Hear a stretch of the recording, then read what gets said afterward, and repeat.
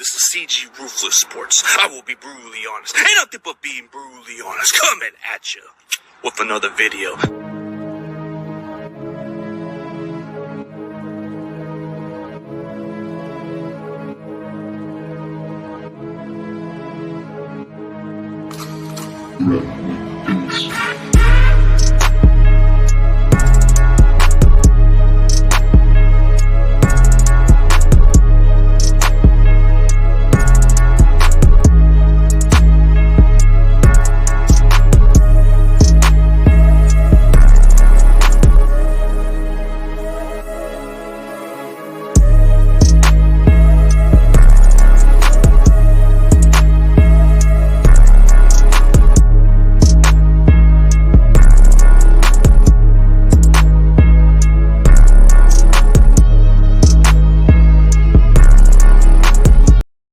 Ladies and gentlemen, please welcome Sultan Mir. What's up, bro? What's good, my brother? How you doing, man? Salute to the chat. What's good? What's good? What's good, man? Tell everybody where they can find you on social media platform. So I got a YouTube channel. We cover Raiders and we do live beat making shows and all that too as well. You can find me on YouTube at Sultan Mir, the way it's written down there at the bottom. Yeah, for sure. Yeah, that's good, man. That's good to know, man. I've been checking out your content from time to time, man. I see you did some wrestling before, but what made you change that tune from Raiders, man? So what made me get into the Raiders? Yeah. Okay, for sure. Well, my mom and my step pops, they got us into the Raiders when we was kids, me and my little brother. I was about 4 years old. This is in 1994. When we got into the Raiders, we were still in LA. That's when we had a Rocket Ishmael. Actually, that was the year that we had that game with the 49ers, with Napoleon McCallum. He got his leg injury that game. But that's kind of the year that I got into it. They got me into it early age. And, they kind of like brushed up the history of the Raider Nation as far as like, the 60s and the 70s before my time and stuff like that. So I was definitely grateful for that. And then eventually, I because I'm from Vegas originally, but eventually, we went to Oakland games all the time, like 2000 to 2004. And then my step pops had passed away, so we stopped going. But then I had moved to Florida or whatever, and I came out here to like Tampa games and Miami or whatever. And so, yeah, I've been a Raider fan all my life, pretty much. That's good to know, man. Like 94, yeah, that was like the year we had a Monday Night Football game, and yeah, that was an ugly disaster from there. But yeah, dude, like just from becoming a fan, watching the team, what was that one player from the Raiders that just made you a fan? You know what? I would say originally it was Rocket Ishmael. I would say that it was him, but like going back and watching some of the old tapes with my step pops, he would show me like a lot of the old tapes and stuff like that. One of my favorite players, and I think he's one of the greatest cornerbacks the Raiders ever had. And surprisingly, it's not Charles Woodson. It's actually Mike Haynes, number 22. And it was the Washington Redskins Super Bowl in the Super Bowl with the Washington Redskins. And he was just a ghost, man. You know what I mean? He was on his receivers. He wouldn't let him get the ball. Like, you know what I mean? He was just always on him. And so, he was kind of my favorite player. And I still, to this day, my favorite player. Yeah, I mean, yeah, he was another good shutdown corner for you guys. You had Lester Hayes during that time where they had a really good shutdown corner.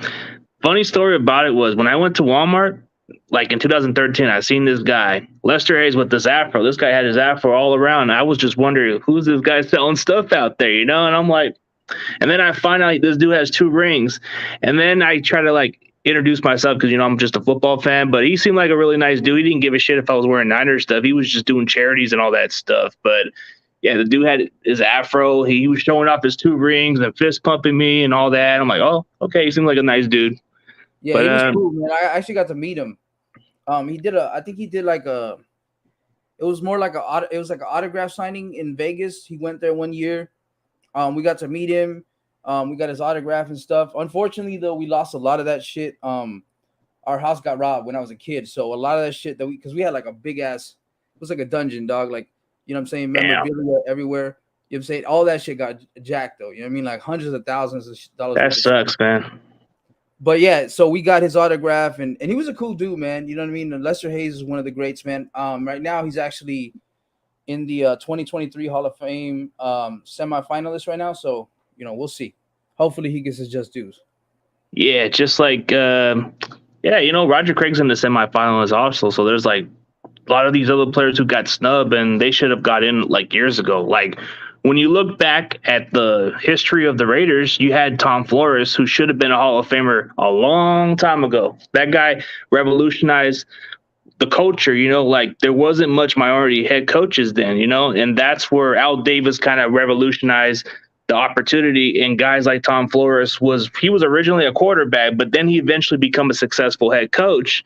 And it felt like he was getting overlooked because of his race. I thought that way, Yeah, unfortunately, that was a dark history of what I'm saying, that the NFL it still exists. You know what I mean? But Al Davis, I think everybody respectfully from all teams, realized that Al Davis was somebody that kind of opened the barriers and stuff like that when it comes to stuff like that. When he drafted Elbridge Dickey in the first round, the first African American quarterback, Tom Flores, like you said, Amy Trask, you know what I mean, the first female president, you know what I mean. So many barriers that was just, you know what I mean. Al Davis was just always like that, you know what I mean. So.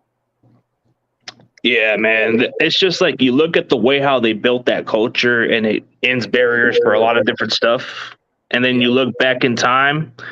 You look back during time, like, yeah, you guys have brought in a lot of minorities and you guys have pretty much opened the opportunity. But when you think of the team with the Raiders, you think of the culture, like how they had it with NWA, a lot of other culture of hip hop. Before that, they would wear that style. And it was something that most people during those days would rock because they thought it was a cool style, Yeah, yeah. Yeah, most definitely. I mean, I think obviously the big one is because they went to LA, you know what I mean? And that would eventually lead to, NWA and stuff like that, and introduce, you know what I mean, the Raiders symbol, the Raiders shield to the world, you know what I mean, on a bigger scale like that. So yeah, most definitely. Yeah, most definitely. So when you look back during the season, when you do a recap of the season, how did you feel about the Raiders situation like last season? Oh man, it's one of those crazy seasons, right? We lost our head coach, then we had to put in the interim head coach for Spacaccia. We lost Henry Ruggs with the unfortunate accident. And it was just a crazy up and down roller coaster. Yeah, man, and we pulled through. We made the playoffs. Unfortunately, we just couldn't get it done, but this year I feel more confident about that. Yeah, when you look at it, you guys hired a coach that I didn't even think this would happen because he's turned down many head coach opportunities. And I'm like shaking my head a little bit. Like, how the heck does he even take the job at this point? Like, what changed his mind? I'm like kind of wondering, but it's kind of intriguing, just for an outside looking in. When you guys hired Josh McDaniels, that caught me by surprise. Yeah, the thing about Josh was nobody seen him as somebody that was available. You know what I mean? He wasn't necessarily an available coach during the offseason. He didn't make it known. So I feel like him and Dave Ziegler had it pre-planned that they were going to come to the Raiders. You know what I mean? I think they kind of already understood that.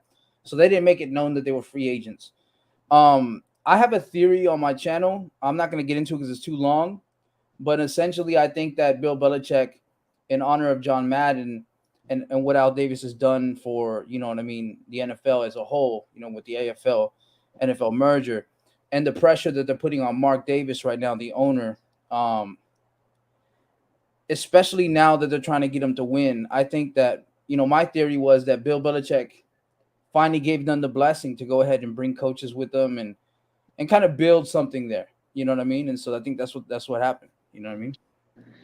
Yeah, you want to get a better culture. You want to get an opportunity to build something. Before then, this Raiders franchise was pretty much going consistently like below 500 during those times. And it was tough times for most of your fan base, but you guys were sticking around, still kind of opening your mouth here and there. And that's where I'll give you guys your credit. At least you guys show up consistently. And even though the record doesn't say much, you guys still talk your shit there. And that's where I got to give its respect right there.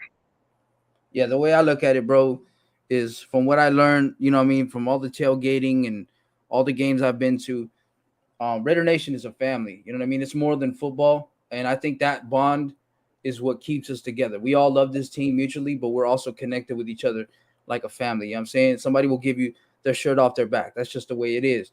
And so the Raiders have always been loyal. Raider fans have always been loyal to the team and loyal to each other. You know what I mean? And I think that's what it is. So Well, loyalty for a team matters, and you've shown when you became a fan at an early age, it just became your purpose. And when you look back at it, man, when you look back at the team history, like there's no shame of it. Like, I mean, Al Davis was the revolutionized the football maverick. This guy was the bad guy of football. This team was like the villain of professional football. You've seen a lot of controversial. You've seen a lot of guys like Jack Tatum just almost killing somebody or ending somebody's career. Those type of days in the 70s, they would go to jail for that. Those kind of hits. That was football then, where it got physical. John Madden's coaching style, that dude was changing everything. Like, he made everything more opportunity for all those players with terrible criminal records. So the thing about that is, I don't know. The thing about that is like this, right? If you look at it in those days, bro, that's the way football was played. The Steelers, Chuck Noll tried to, you know what I mean? He tried to call us a criminal element or whatever the case may be. But if you look at it, the Steelers were just as dirty.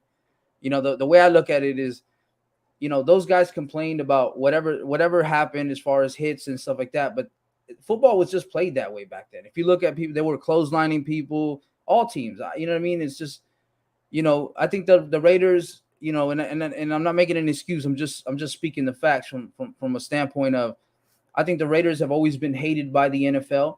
And that kind of goes back to Al Davis's beef with his personal beef with Pete Rozelle, the original commissioner.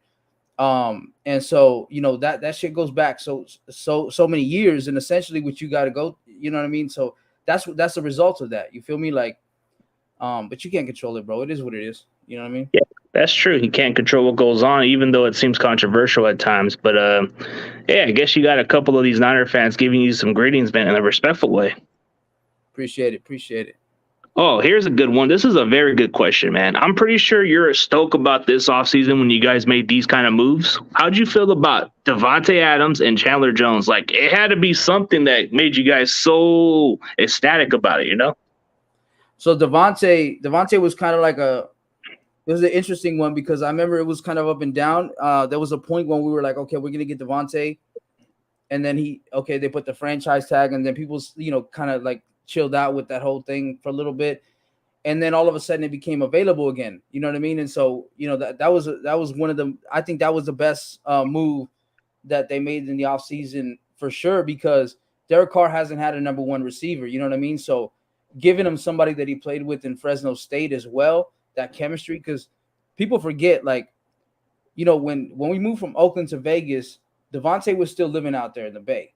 So Devonta was still, you know what I'm saying? Derek Carr was still throwing in the ball up until, 2020 when they moved to Vegas. You know what I mean? They still had that chemistry going. So that was just a few years back. So I think it's still there, man. So that's definitely a good move. But also Chandler Jones was surprising because for me, Chandler Jones, nobody saw it coming. Like, you know what I mean? That nobody saw it coming. Like, it didn't even seem like that was a possibility for us. No content creator was talking about it. But it seemed like Dave Ziegler was looking for somebody like him because they really needed somebody on that pass rush that not only can, get to the quarterback, but also can stop the run. Yannick Ngakoue for us last year was kind of an improvement, but at the same time, he couldn't stop the run to save his life. So, I think it was a great move. And then on top of that, you trade Yannick for Rock Ya-Sin, which is a really great cornerback. And then you kind of just take care of that. You replace the pass rusher with the even better pass rusher, and you get a corner out of it too. So I'm really liking what they're doing.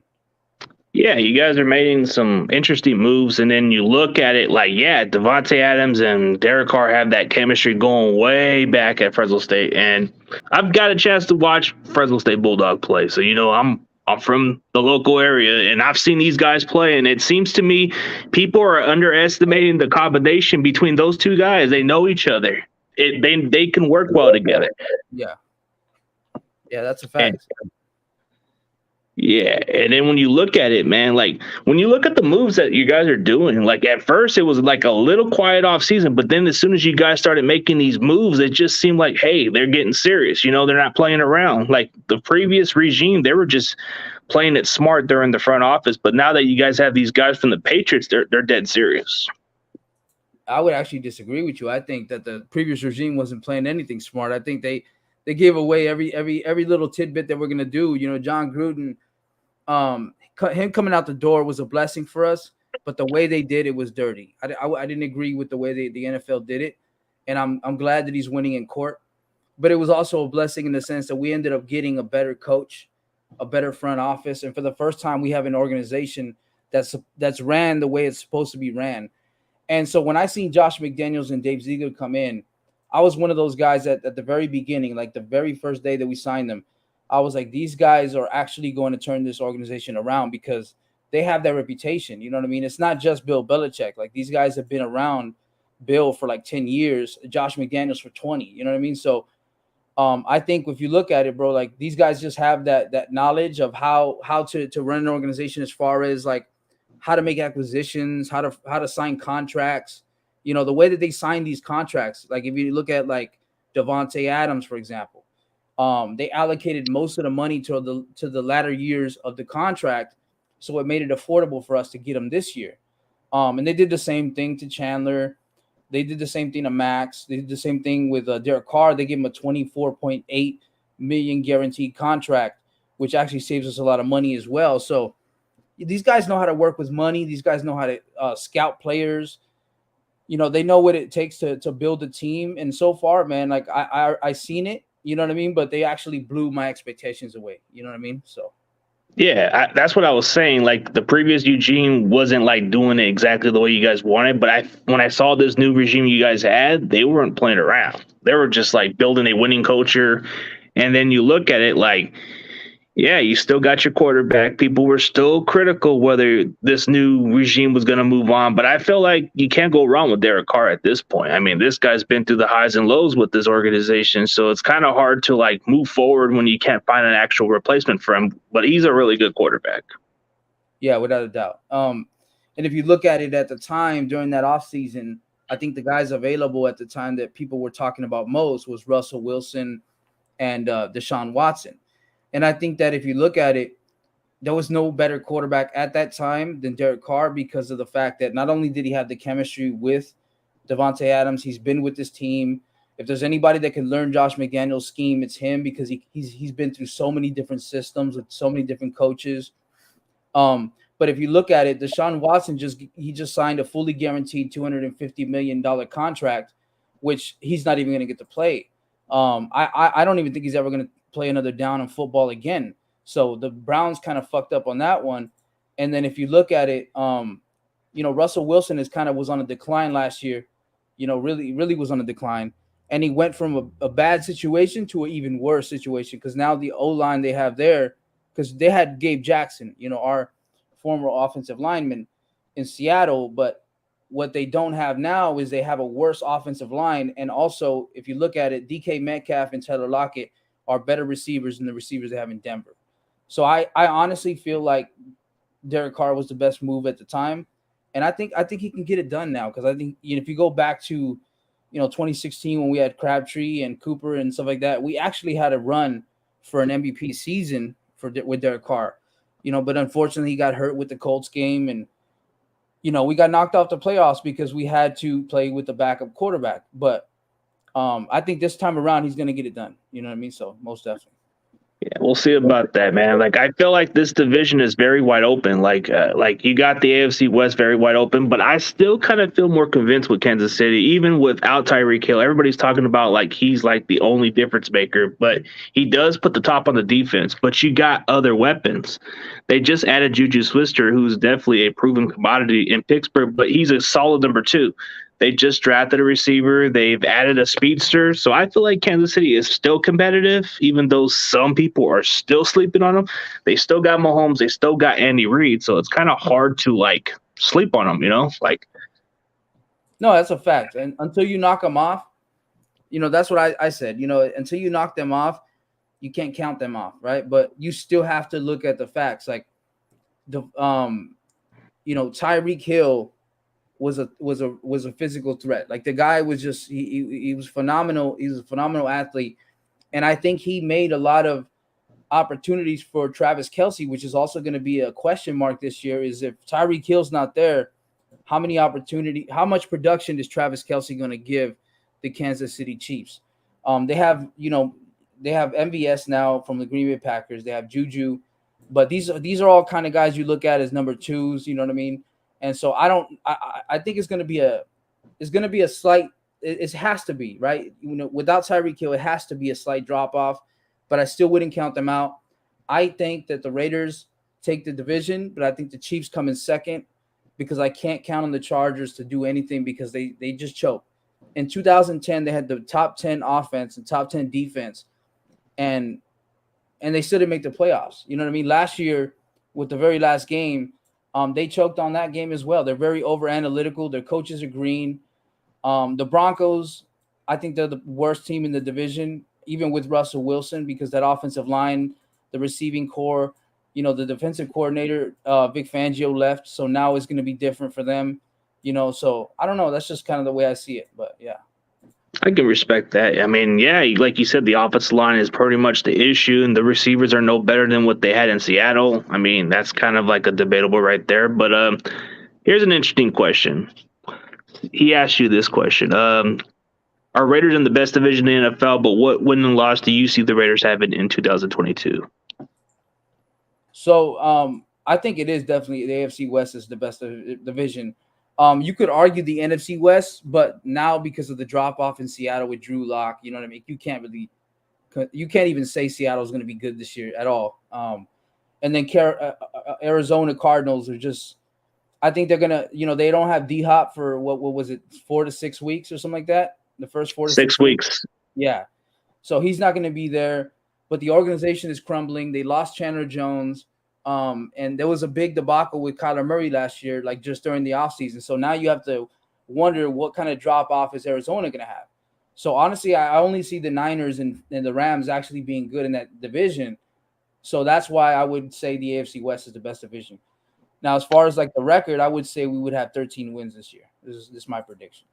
Okay, so being optimistic about it, like, yeah, the division seems more open, competitive. You guys actually made the playoffs last year when nobody expected you guys to make it that year. So it seems like you guys got the building blocks. But looking into the division, like you said, in the NFC West, you see it between the Niners and Rams, which I definitely agree because we just saw what we saw in the NFC Championship game. You had these two teams go at it, and it's pretty underrated rivalry. Like, nobody talks about it as much, but that had some meaning. Like, whoever the winner was, they were going to win the Super Bowl that year. And I don't know, the Rams, they got a lot of talent, but I feel like we just have their number at times, and we tend to just get them at certain times. But last season, they got us at a perfect timing. So you guys have one like Niner by nature said, one of the best front sevens. Tennessee and 49ers have one of the best front sevens in the league. So that's also a factor coming into it. You know what I mean? And throwing Jerry Goff off. The one thing I like about Tennessee last year, what they did to not Jared Goff, sorry, Matthew Stafford. One thing I liked about what Tennessee did to Matthew Stafford last year when they played him was their front seven. They were able to spy the quarterback, and they were also able to do a lot of delayed blitz where they didn't give you that pre-snap look, and they would kind of come at you, you know what I mean, when you weren't expecting it. And so, 49ers, in a sense, that they were able to do similar things. You guys had Arden Key, our former defensive lineman. He was actually pretty good for you guys as well. So, yeah, man, definitely defensively, I think you guys are definitely solid. I think it hasn't changed. My only question now is, I don't know what's going on with Jimmy G and Trey Lance. Oh, that's a question that everybody wants to know, including all the Raider fan base. Like, I feel like that's the question that we all want to know, and it's kind of been like, when is he going to be gone? It seems like Trey Lance has been working out. They've been talking about him being the starter. So it's like, I don't know where they're getting the sense that he's going to come back. Like, there's just no trade value. Jimmy G hasn't had no trade value. No team wants him because of his injury history. And who wants to pay $25 million over an injured quarterback? He's coming off surgery. Would you want to invest a guy with that kind of cap space? So the way I look, so I seen the cap hit right now. I believe it's 26 million for Jimmy 20, G. somewhere around there, yeah. So I would actually, with Mike Shanahan, I would actually keep Jimmy G this year and see what Trey Lance does, because I wouldn't just put all my cards in one basket and just go, okay, Trey Lance, because I haven't seen nothing from Trey Lance to show that he's, NFL worthy caliber as far as being a starting quarterback. So he has to have a little bit more reps. And just in case, as a backup plan, you have Jimmy G there.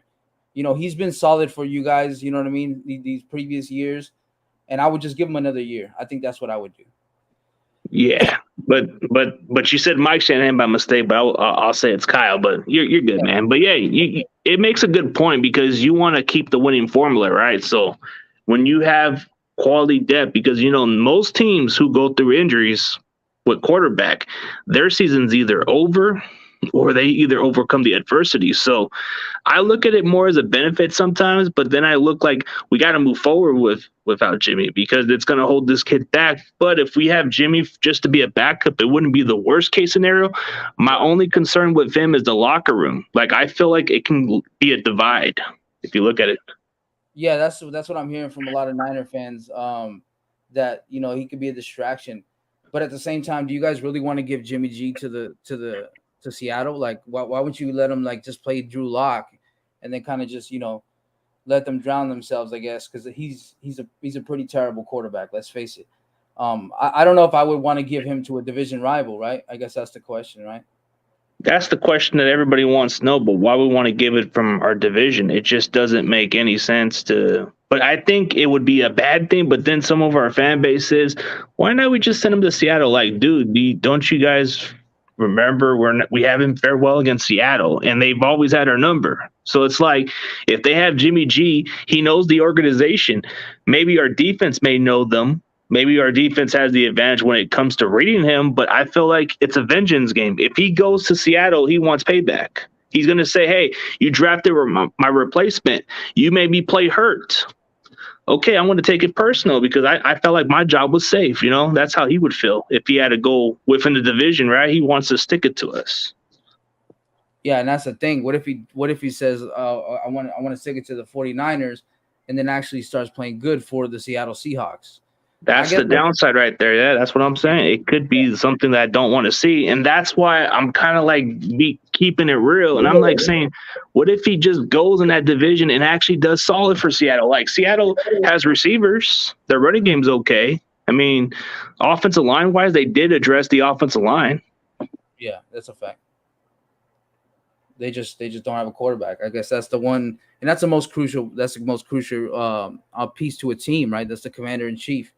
You know what I mean? You can't really win games without a quarterback. So, yeah, I in my opinion, I would keep Jimmy G for another year. Have Trey Lance, see what he can do. If he can't get it done, at least you still have Jimmy G. You know what I mean? And that's kind of how I would do it. I guess some of the faithful really disagree, especially my guy, Matter by Nature. He thinks it'd be fine for Seattle to get him. I don't know, man. It's just I'm afraid that when they get our sloppy seconds, they make the most out of it, man. I get tired of Seattle taking our guys. Yeah. Yeah, no, I mean, just look at it from a sense of, I mean, you guys know your team more than I do, but Trey Lance hasn't really played in the NFL that much, so he doesn't have any history to show that he's proven to be a starting quarterback. You know what I mean, in the league.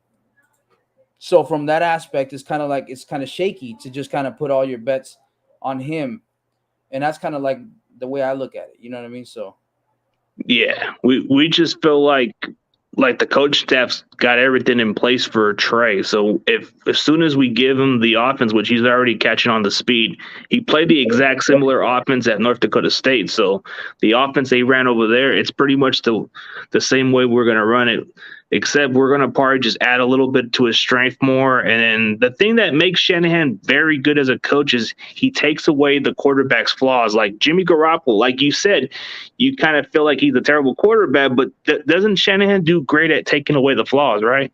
I don't think he's a terrible quarterback. I don't think I've said that. Oh, no, okay. Yeah, I think he's actually a decent quarterback.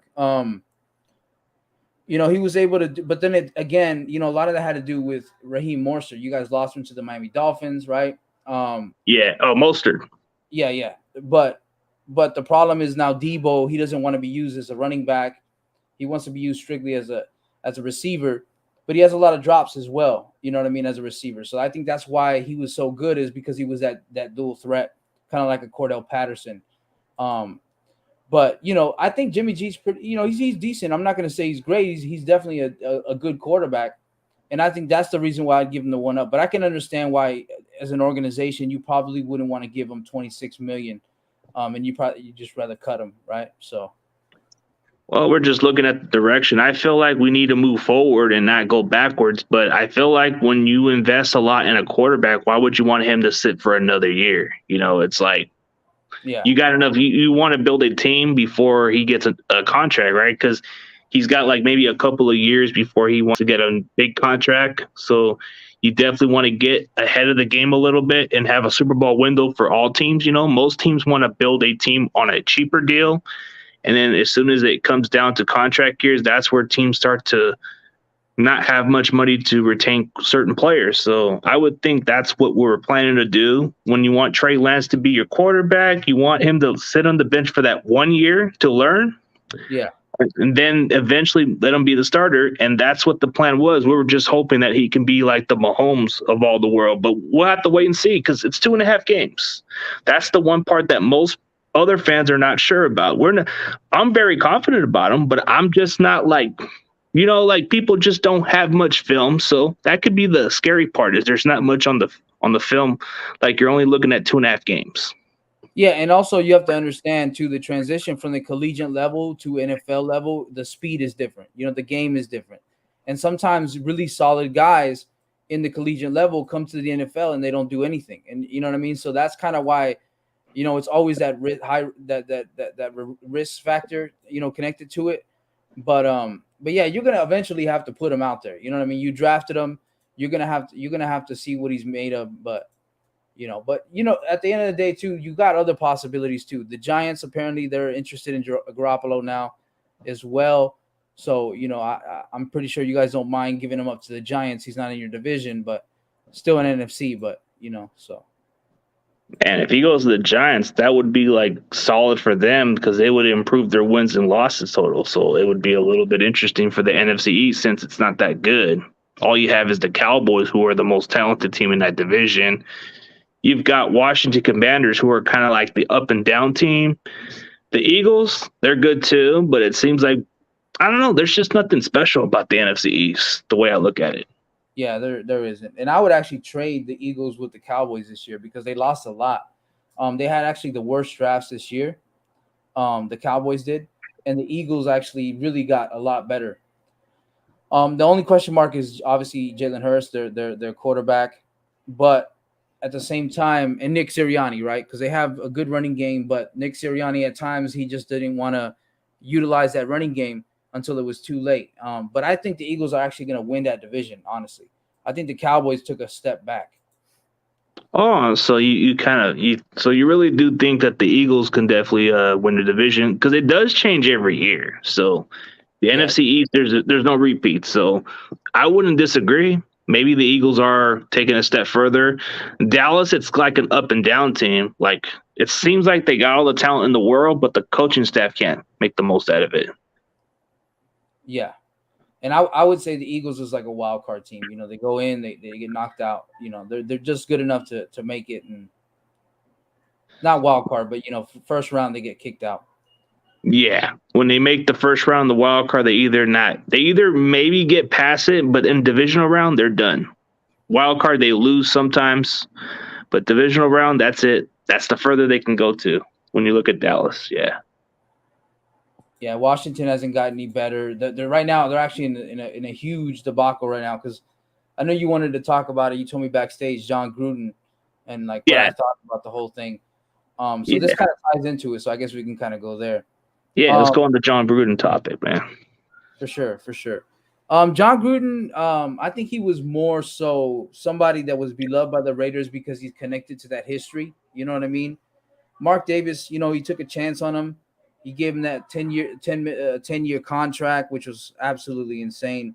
But he learned from it. You know what I mean? He thought that John Gruden can get it done, and then we later find out, which I think he should have had knowledge to before, because Al Davis didn't let him run that organization. When Al Davis was around the first time around, um, Al Davis was in charge of everything, right? And so John Gruden wanted to kind of have total control of the team, and that wasn't the case. So this time around with Mark Davis, you kind of should have seen that he wanted to do that. So when he came to the Raiders this time around, he created a buddy system in which Tom Cable, Greg Olson, these guys, they didn't really disagree with him. They just did their thing, and they let him run the show pretty much. And I guess when you have yes men around you like that, you never really can get anything done.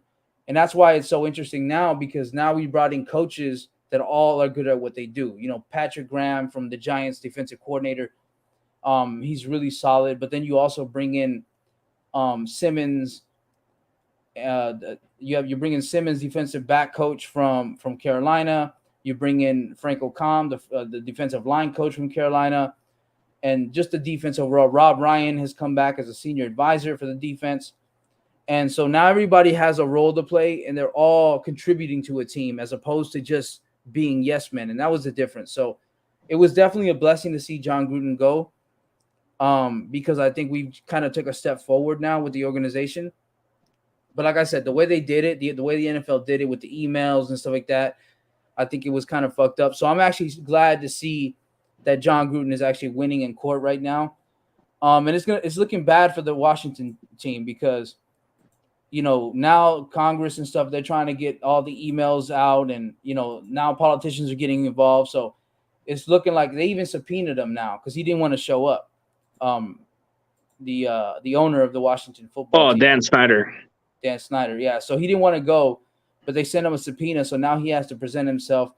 And it's looking really bad, man. This can have ramifications of even having a new commissioner in the NFL. Roger Goodell could see his last days, and I don't think anybody.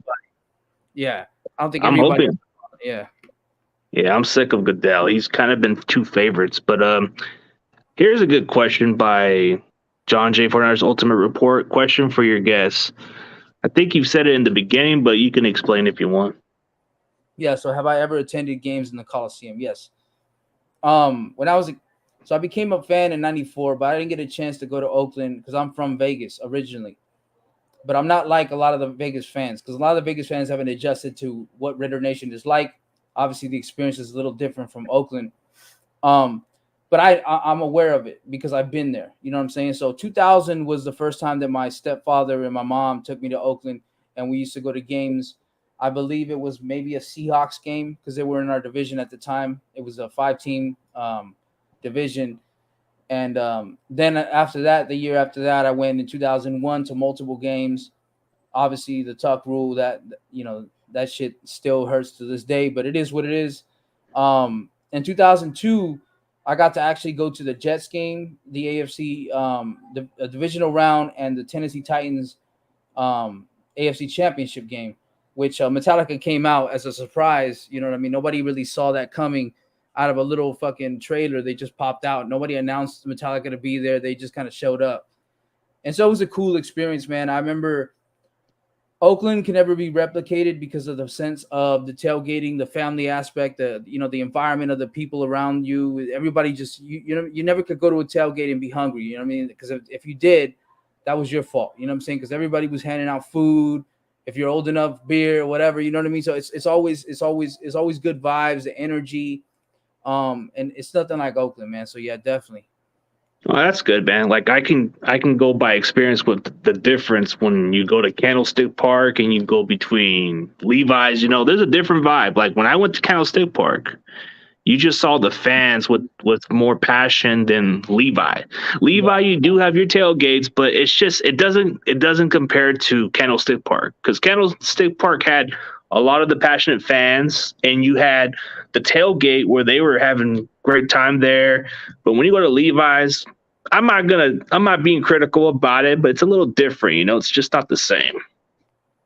Yeah, and they moved it out of San Francisco now.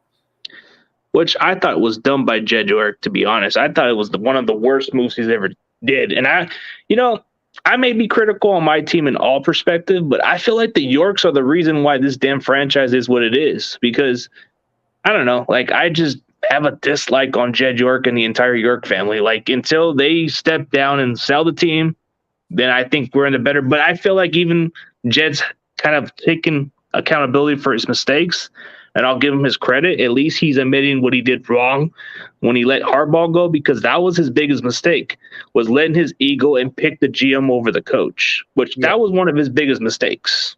But at least he's taking full accountability for what he did, and he's finally getting the right people. Yeah, most definitely. Yeah, man. But yeah, when you look into it, man, I feel like these two franchises, man, yeah, the fan base rivalry, it kind of has that love and hate, man. But I just love the energy of all fans, bro. Like, I feel like the Raiders in general, you just have a good, passionate fans, and then you have the 49er fans too. But it's that love and hate relationship that I enjoy. It's like it's like a family reunion when you have that love and hate relationship in a way, you know? Yeah, it's actually intense. You would think it's just as bad as the Chiefs, right? But and that's why I was kind of like, and I'm cool with CG, everybody in the chat, you know what I mean? We've been talking for a while. He's a good brother right there. But I was kind of nervous about doing this video, you know what I mean? Because I know that 49ers and Raiders have their history, you know what I mean? It's a long one. But I'm definitely excited to be on the show, bro. Are you actually going to the 49er game in Vegas? I wish, man. I'm working on it, but it's kind of not been as easy as I thought, man. Those tickets are damn crazy for the nosebleeds. It's fucking New Year's Day too in Las Vegas, so you got to expect. Yeah, the cheapest tickets I've seen right now, they were actually like upwards of $800 for the lowest. Now they dropped down to about 400 for the lowest tickets, and the highest they go was like 2,700. So it's out of this world expensive. But I'm actually, that's actually going to be, it's going to be cool, man, because it's, they call it the Battle of the Vegas Bay, whatever, however they call it now. I But was at that game. I was at that Battle of the Bay in 2018, man. I'll tell you what, that vibe was insane. But good thing they didn't even mess with me, because all they cared about was that politic jersey I had, where I had that politic controversial jersey where it had the F Trump jersey in the back. And then one of the guys were saying, hey, like a lot of your fan base wanted to take a picture of it and say, hey, can I take a picture in the back? And I'm like, sure. And they agree with it. And they said, oh, I may not like your team, but I do like your jersey. Yeah, that's dope, man. Yeah, for sure, man. Yeah, but in all perspective, man, hey, it takes courage for you to come into my channel and knowing that there's going to be a lot of this fan base stuff. But dude, it's just, when I had to take chances with other content creators, I was concerned about the same thing, but I had to get used to it and go with the flow. And I may get some heat every now and then, but I embrace it, man. That's the feeling. Yeah, no, most definitely. But it's a little different because I've done videos with Eagles fans, Texans fans, Chicago Bears fans, and the only thing that's different about this video is you have the 49ers and the Raiders. You know what I mean? It's a rivalry that's existed for a long time. And I guess that's what makes it a little bit more intense, but it's all good, bro. At the end of the day, we're both content creators. We both love football. We love our teams, respectively. And we're passionate about what we do. So, it's all good. Yeah, it's all good, man. Maybe at some point, maybe we can work on a wrestling podcast or something, man. It seems like you were working on it for a minute. Hey, you know what? That's actually a cool thing to talk about, bro. Because, I actually wanted to continue to do it, but the two people I was doing the video with, it wasn't working out. You know what I mean? We had a segment where we were kind of doing, we had like 93, 94, 95. We're doing year by year of WWF, WCW. And eventually it just didn't work out with the other two partners that I had. But, I would definitely be interested in doing videos like that again.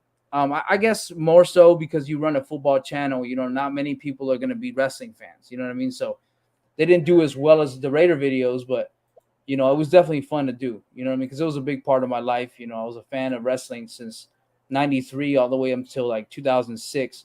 I think that's kind of when they went a little PG in Hollywood for me. And I just kind of like, backed away from it. But Yeah, it's not like it used to be in the Attitude Era. I grew up during those days, and that's when wrestling was something to watch. Where you had DX, and even though it got you in trouble at school when you did this, it's like, oh, Yeah, I did that shit all the time, bro. Yeah.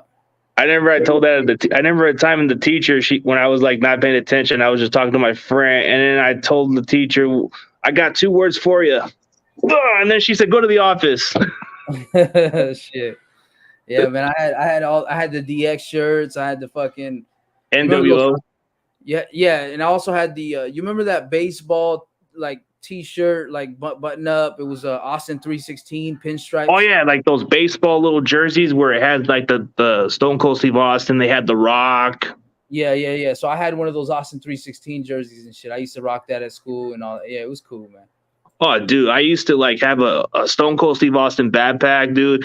I remember in school where I was getting bullied at one point, but then I kind of stood up to the bully and I actually did a what is it, the Stone Cold part where he does a Lou Thez move and I just go boom, boom, boom, boom. Yeah. And I got fucking suspended for hitting him in the fucking ear hard. Hey, man, but that's how you take care of bullies, right? Yeah, you gotta confront them a little bit, but yeah, man. Like, I mean, the thing I miss about in today's wrestling era too is just it's not the same like how you would, but it's just a lot of these high flyers, a lot of flip moves. That's all it is. Yeah. And somebody said, Sultan, do you follow a basketball team? And if so, who's your squad? I did at one point.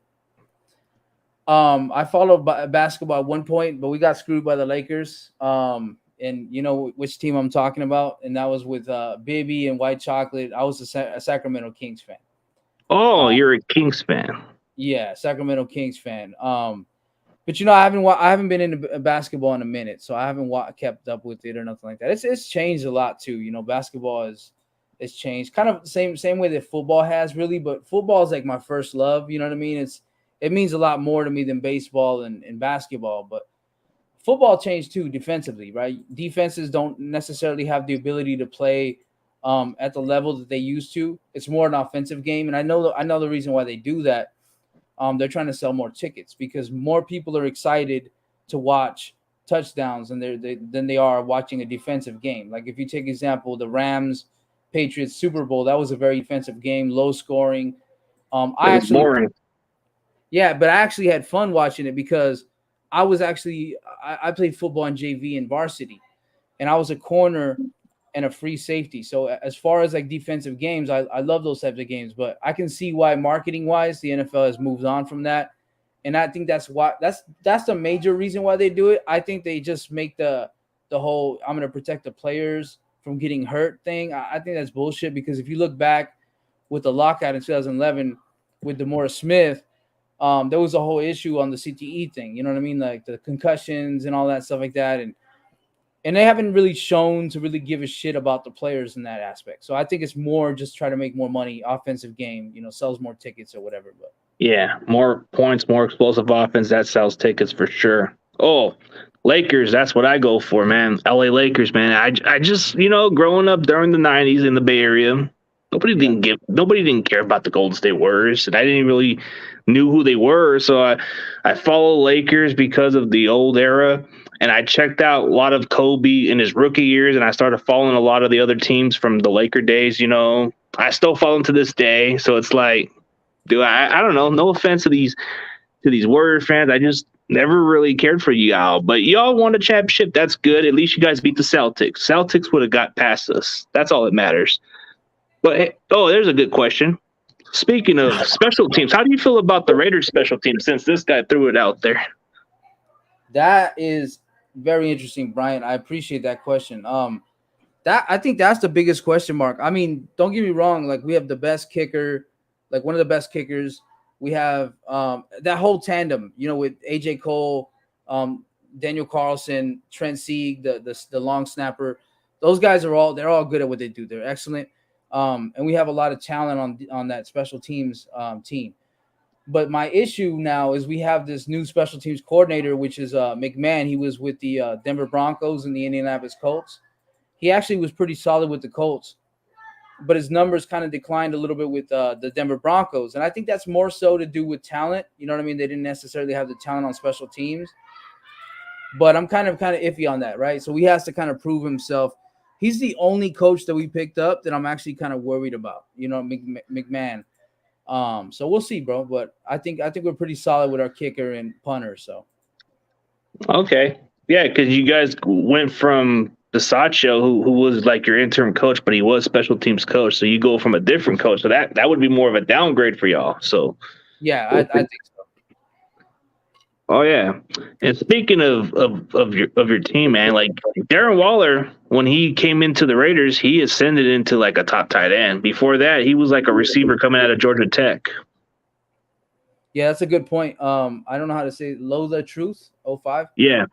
Yeah, so Devonta is definitely gonna take away a lot of corner coverages away from different people. Hunter Renfro's gonna eat. Darren Waller's gonna eat because of it. They're gonna have to respect Devonta Adams. They're gonna have to either double cover him. I don't think that they can afford to triple cover him because you still have a top 3 tight end in Darren Waller. You still have one of the best slot receivers in Hunter Renfro. So you have to kind of respect that. And I don't think that they can afford to triple cover him. But it's definitely going to open up the game for Darren Waller. And I think he's going to have a big year this year for sure. I think it's going to benefit more on Renfro because he's a good slot receiver and he'll be more open. Yeah, Renfro can get open. I mean, he's a great route runner. He kind of invented that whole China route thing. He kind of, and then eventually Cooper Kupp took that from him at the joint practice that we had, and he was using that all year. But yeah. Hey, I guess this guy's going from wrestling topic, man. Hey, that Socko. I remember everybody was using that Socko to put on their mouth. Yep. Those are the days, bro. Mankind was the shit. Yeah, everybody's day. Yeah, you remember that that episode where Vince McMahon was actually in the hospital? Yeah. And Mankind came in with that clown girl, and they were like doing all kinds of crazy shit, making balloons or whatever, and then you had a doctor come in, and that's Stone Cold, and he whoops his. Yeah, I remember that. That was one of the epic ones, man, dude. That one goes by far the best episode, dude, because he's the shit of Vince McMahon. With the little pan that you take a piss in and shit, he hits him over the head with it. Yeah, fucking crazy, man. Yeah, it's fucking crazy, man. Like, dude, it's just there's not much of the wrestling like they've done. Like, even if they try to go back to a different level, it's not the same way as it used to be because when you watch the Attitude Era, you had a lot of better storylines. You had a lot of better like the matches were more good. You had a lot of talent wrestlers who were definitely could have been main eventers in today's WWE. Like you had a lot of guys like Ken Shamrock who should have been a top guy. You had, I mean, even though Al Snow was like a mid-tier guy, he could have maybe pushed up to the roster. You had other guys like, even though Ahmad Johnson was a little iffy, man. But he was just like, yeah, he was just a powerhouse, kind of like a Lashley. Yeah, he was a botch, bro. Like he would hurt people for real because he would accidentally hurt people like all the time. He'd put them up in the power bomb and hurt people all the time. Yeah, broke their necks too. Yeah, he was nuts. Yeah, Al Snow was pretty. I liked Al Snow because one thing about wrestling is you got to be able to shoot as well. You know what I mean? You got to be able to be good on the microphone, and Al Snow was definitely good at that. I think the reason why Ken Shamrock wasn't able to really push his way up was because he was kind of dry on the microphone. You know what I mean? He wasn't entertaining to watch. Like some of the stuff he said was just whatever. And then he had his beef with Val Venus. He dated his sister. You know what I mean? So he was dry on the mic, and I think that's essentially why he didn't climb up the ranks in the WWF. Oh yeah, Owen Hart, man, that guy could have been a top guy, but he died too soon, which was sad, man. Like like when he was going like to the stage with the little hanger part where he was gonna go down like how Shawn Michaels did it. Yeah, whoever did that, man, that was terrible. Yeah, bro, that's actually on Vince, bro, because he was afraid. He was. I mean, he wasn't afraid. He was a bit nervous about it. I remember he called his family, and he said, I don't really want to do this. And then lo and behold, that's what ends up happening. And now you have this crazy shit going on with Vince McMahon now. You know what I mean? So, but Vince McMahon's always been a piece of shit, to be honest with you. Yeah, he's doing hush money with them divas too. So a lot of shit getting review out there. I just checked out an interesting podcast with ECW Francine, and whatever has been said behind the scenes, she was forced to like get her boobs all oiled up or something, and if she didn't do that, she'd be fired or something, or be out of a job, which is stupid. Yeah, most definitely, man. My bad, because I got the dogs barking. That's why I'm muting my mic. Oh, okay. No worries, man. But I'm going to give you the last finish of the intro, man, and you can just tell the audience where they can find you. I'm going to put you solo, and then you can go from there, man. For sure, for sure. Yeah, so shout out to everybody in the chat, man. I appreciate the love that you guys have showed. I'm on YouTube at Sultan Mir, like it says right there at the bottom, SULTANMIR. I do Raider content. I make hip hop beats as well on Tuesdays, if you guys want to check that out. But yeah, man, and I'm gonna try to get back into wrestling. I don't know, maybe CG wants to do episodes with me, then I'm down with that. But yeah, if you guys wanted to go ahead and subscribe, I would definitely appreciate that. And CG as well, bro. I appreciate you for having me on. You already know. Yeah, for sure, man. Maybe down the road we could definitely work on a wrestling podcast, man. I've been trying to push for it at some point, man. I feel like that's my passion and something I probably want to work on at some point. Yeah, most definitely, brother. Yeah, All right, man. bro. All Appreciate right, you. peace.